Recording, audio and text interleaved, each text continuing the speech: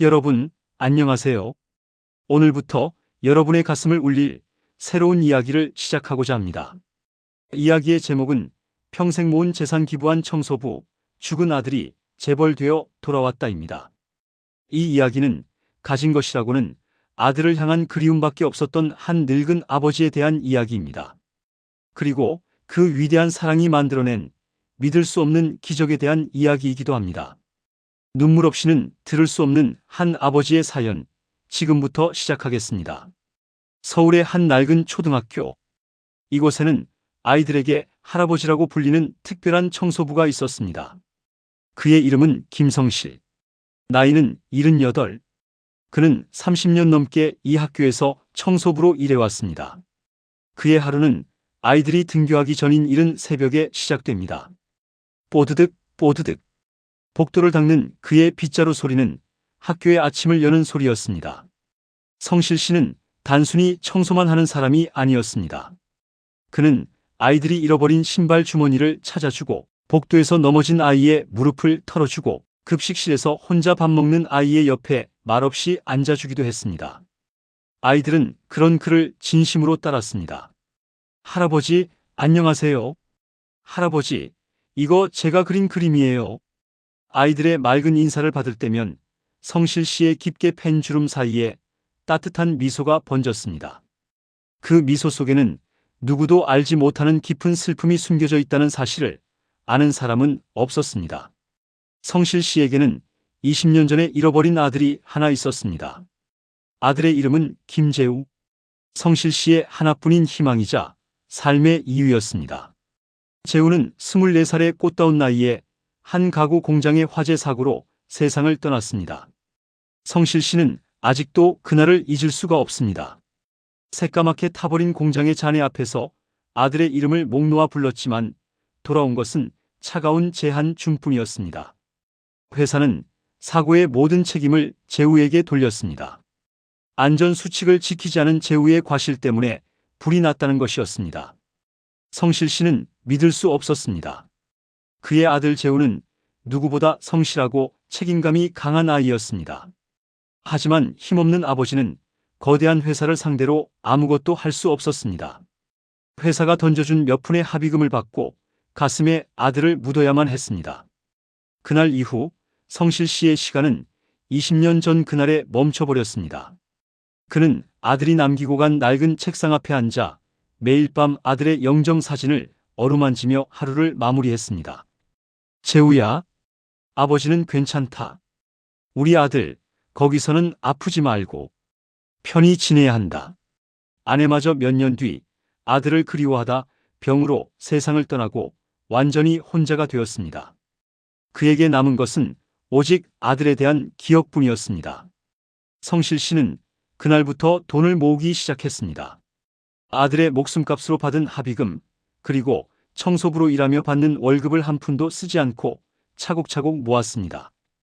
아들이 살아있었다면 이 돈으로 장가도 보내고 작은 가게라도 하나 차려주었을 텐데, 그런 생각을 하며 그는 낡은 통장에 아들의 이름을 새기듯 돈을 모았습니다.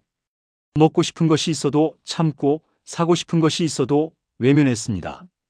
그렇게 20년의 세월이 흘렀습니다. 어느 날 성실 씨는 뉴스를 통해 자신이 일하는 학교의 학생들이 어려운 가정 형편 때문에 수학여행을 가지 못했다는 소식을 접하게 되었습니다. 그 소식을 듣는 순간 성실 씨의 마음속에 아들 재우의 얼굴이 떠올랐습니다. 재우도 어려운 형편 때문에 고등학교 시절 수학여행을 가지 못했기 때문입니다. 아버지, 저는 괜찮아요. 나중에 돈 많이 벌어서 아버지랑 더 좋은 곳으로 여행 갈게요. 그렇게 말하며 웃던 아들의 얼굴이 그의 가슴을 후벼 팠습니다. 성실 씨는 그날 밤 중대한 결심을 했습니다. 그래, 이 돈은 어차피 내 돈이 아니야. 우리 재우 돈이지. 이 돈으로 우리 재우처럼 꿈 많은 아이들을 도와주자. 하늘에 있는 재우도 분명 기뻐할 거야. 다음 날 성실 씨는 은행으로 향했습니다. 그리고 지난 20년간 피땀 흘려 모은 자신의 전 재산을 학교에 기부하기로 결정했습니다. 은행 직원은 그의 낡은 통장에 찍힌 금액을 보고 깜짝 놀랐습니다. 5억 원. 평생을 청소부로 일한 노인이 모았다고는 믿기지 않는 거대한 금액이었습니다. 어르신, 정말 이 돈 전부를 기부하시겠습니까? 그럼 내 이름이 아니라 내 아들 김재우의 이름으로 장학재단을 만들어 주시오. 나처럼 어려운 아이들이 돈 때문에 꿈을 포기하는 일은 없도록. 성실 씨는 자신의 마지막 희망을 그렇게 세상에 내어놓았습니다. 이 사연은 지역 신문의 작은 기사로 실렸습니다. 70대 청소부 할아버지, 학생들 위해 전 재산 5억 원 쾌척. 대부분의 사람들은 그 기사를 스쳐 지나갔습니다. 하지만 아무도 몰랐습니다. 이 작은 선행의 날갯짓이 태평양 건너 거대한 태풍을 몰고 오게 될 줄은. 같은 시각 미국 뉴욕의 한 초호화 펜트하우스. 아시아계에서 가장 성공한 젊은 투자자로 불리는 남자 제이든 강이 아침 뉴스를 보고 있었습니다. 그는 수십조 원을 움직이는 투자회사의 회장이었습니다. 비서가 건네준 태블릿으로 해외의 여러 소식들을 훑어보던 그의 눈이 우연히 한국의 한 작은 지방신문 기사에 멈추었습니다. 70대 청소부 할아버지, 학생들 위해 전 재산 5억 원 쾌척. 그는 무심코 기사를 클릭했습니다. 기사에는 김성실 할아버지의 사진과 그가 아들 김재우의 이름으로 기부했다는 사연이 적혀 있었습니다. 김성실, 김재우? 그 이름을 본 순간 제이든 강의 손이 부들부들 떨리기 시작했습니다. 그의 머릿속에서 오랫동안 잊고 있던 혹은 잊혀졌던 기억의 파편들이 전기에 감전된 것처럼 터져나오기 시작했습니다. 따뜻한 손으로 자신의 머리를 쓰다듬던 아버지의 얼굴, 재우야라고 부르던 다정한 목소리, 그리고 모든 것을 집어삼킬 듯이 타오르던 붉은 화염. 제이든 강은 머리를 감싸 쥐며 주저앉았습니다.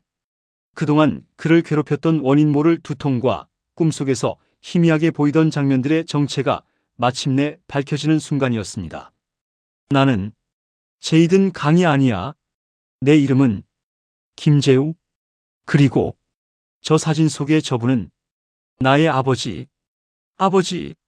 그는 사진 속 늙은 아버지를 보며 20년 만에 처음으로 소리내어 울었습니다. 자신이 죽은 줄로만 알고 있을 아버지. 평생을 자신을 그리워하며 자신의 이름으로 선행을 베푼 아버지. 그는 비서에게 소리쳤습니다. 당장 한국으로 가는 비행기 준비해. 죽었던 아들이 20년의 세월을 넘어 아버지를 향해 달려오기 시작했습니다.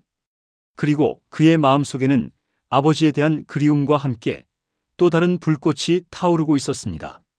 자신의 인생을 송두리째 앗아간 한 남자에 대한 차가운 분노의 불꽃이. 뉴욕에서 서울로 향하는 최고급 전용기 안. 제이든 강, 아니 김재우는 굳은 표정으로 창밖의 구름을 내려다보고 있었습니다. 그의 머릿속은 지난 20년간 봉인되어 있던 기억들로 인해 거대한 폭풍이 몰아치고 있었습니다. 자신을 재우야라고 부르던 아버지의 다정한 목소리. 어린 시절 아버지가 만들어 주셨던 투박하지만 맛있었던 김치찌개의 맛. 그리고 지옥과도 같았던 그날의 화염. 모든 것을 집어삼킬 듯이 타오르던 불길과 무너져 내리던 건물의 잔해. 정신을 차렸을 때 그는 병원에 누워 있었고 자신의 이름조차 기억하지 못했습니다.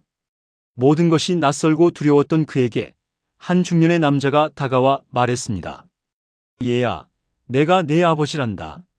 그 남자가 바로 아버지의 사업 파트너라고 했던 지금은 거대 그룹의 회장이 된 최태석이었습니다.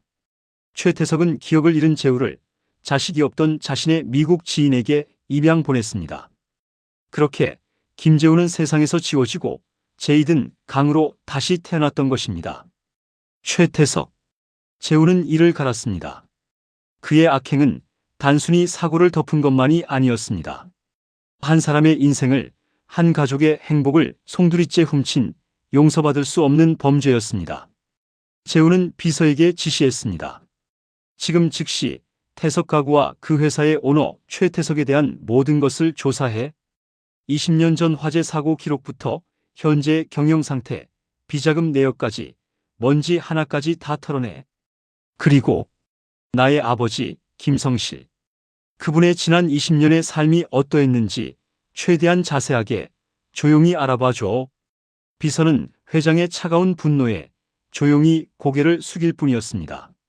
몇 시간의 비행 끝에 비행기는 인천공항에 도착했습니다.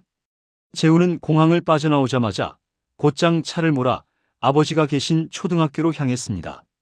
학교 앞에 번쩍이는 검은색 세단 여러 대가 멈춰 서자 조용하던 학교가 술렁이기 시작했습니다. 값비싼 명품 정장을 입은 재우와 그를 보좌하는 비서들이 차에서 내렸습니다. 수희 아저씨가 다급하게 달려나와 물었습니다. 어느 분을 찾아오셨습니까? 이 학교에서 일하시는 김성실 선생님을 뵈러 왔습니다.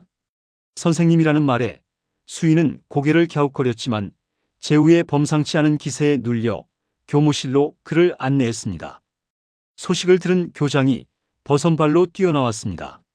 며칠 전 5억 원을 기부한 청소부 할아버지의 기사를 보고 혹시 다른 독지가가 찾아온 것은 아닐까 하는 기대감 때문이었습니다.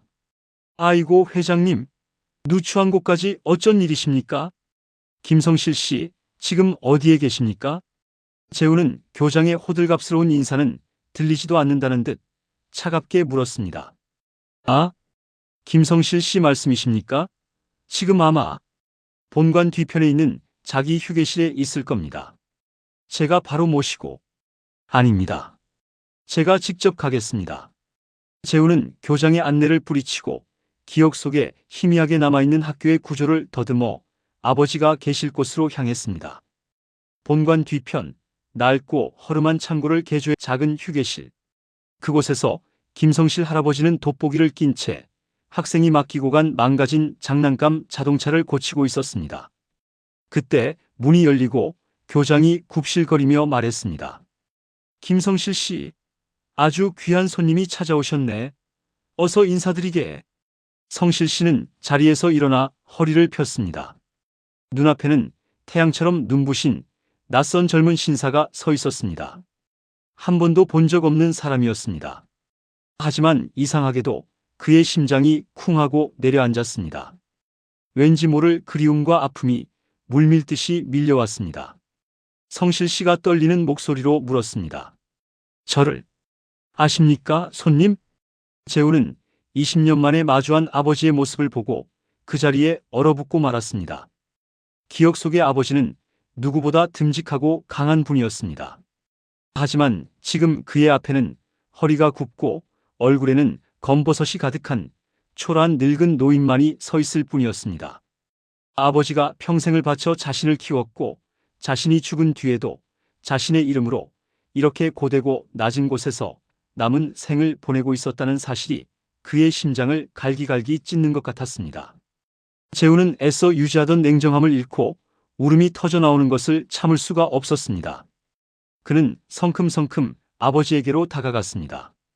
그리고 떨리는 목소리로 20년 만에 그 이름을 불렀습니다. 아버지, 저예요. 성실 씨는 혼란스러운 표정으로 그를 바라보았습니다. 아버지라니, 내가 아들이 어디 있다고? 재우는 눈물을 쏟아내며 다시 한번 말했습니다. 저, 재우예요. 아버지 아들 김재우. 김재우? 아들의 이름이 나오는 순간 성실 씨의 손에서 장난감 자동차가 바닥으로 떨어졌습니다. 그의 온몸이 사시나무처럼 떨리기 시작했습니다. 자, 장난치지 마시오. 내 아들 재우는 20년 전에 죽었소. 아닙니다, 아버지. 저 살아있어요. 재우는 자신의 손목을 아버지의 눈앞에 내밀었습니다. 그의 손목에는 희미하지만 분명한 오래된 흉터 자국이 있었습니다. 이 흉터, 기억나세요? 어릴 때 아버지랑 자전거 타다가 넘어져서 생긴 흉터. 그때 아버지가 제 등에서 일주일 내내 약 발라주셨잖아요. 성실 씨의 눈이 찢어질 듯 커졌습니다. 그 흉터는 자신과 아들만이 아는 비밀이었습니다. 재우는 울먹이며 또 다른 기억을 꺼냈습니다. 그리고 제가 군대 가기 전날 밤에 아버지랑 약속했잖아요. 제가 제대하면 아버지 평생 소원인 설악산 대청봉 제가 꼭 업고서라도 모시고 가겠다고. 그 말에 성실 씨의 마지막 이성의 끈이 끊어졌습니다. 그것은 그가 아들의 영정 사진을 보며 매일 밤 되뇌던 약속이었습니다. 재우야, 이 늙은 아비 죽기 전에 너랑 설악산 한번 가보는 게 소원이었는데. 성실 씨는 떨리는 손을 뻗어 재우의 손목에 있는 흉터를 어루만졌습니다. 그리고 그의 눈을 바라보았습니다. 세월이 흘러 모습은 변했지만 저 눈빛, 자신을 바라보던 착하고 정직했던 아들의 눈빛이 그대로 남아 있었습니다. 재우야. 성실 씨의 입에서 아들의 이름이 거의 신음처럼 터져 나왔습니다. 기적이 눈앞에 있었습니다. 죽은 줄 알았던 아들이 살아서 돌아온 것입니다. 하지만 그 기쁨을 감당하기에 78년의 세월을 살아온 늙은 아버지의 심장은 너무나도 낡고 지쳐 있었습니다. 재우야, 내 아들. 성실 씨는 아들의 이름을 마지막으로 부르며 그대로 바닥으로 쓰러졌습니다. 그의 손이 허공에서 아들을 잡으려는 듯 애타게 떨리고 있었습니다. 아버지, 정신 차리세요. 아버지. 재우는 절규하며 쓰러진 아버지를 부축했습니다. 20년 만의 기적적인 재회는 그렇게 또 다른 비극의 시작을 알리고 있었습니다. 아버지, 정신 차리세요. 아버지. 재우의 절규가 낡은 휴게실을 울렸습니다. 학교는 순식간에 아수라장이 되었습니다. 재우는 조금의 망설임도 없이 쓰러진 아버지를 직접 자신의 차에 태웠습니다. 가장 가까운 병원으로, 아니, 대한민국 최고의 심장내과 전문의가 있는 병원으로. 재우가 운전기사에게 고함을 치는 동안 그의 비서진들은 일사불란하게 움직였습니다. 여러분, 일화는 여기까지입니다. 20년 만에 다시 만난 아버지와 아들. 하지만 기쁨도 잠시, 아버지는 아들의 품에서 쓰러지고 맙니다. 과연 성실 할아버지는 무사히 일어날 수 있을까요? 그리고 아들 재우는 20년 전 그날의 진실을 어떻게 밝혀내고 아버지의 원수를 갚게 될까요? 다음 2화에서 재우의 차가운 복수가 시작됩니다. 절대 놓치지 마세요. 구독과 좋아요는 아버지와 아들에게 큰 힘이 됩니다. 다음 이야기가 궁금하시다면 지금 바로 구독해주세요. 감사합니다.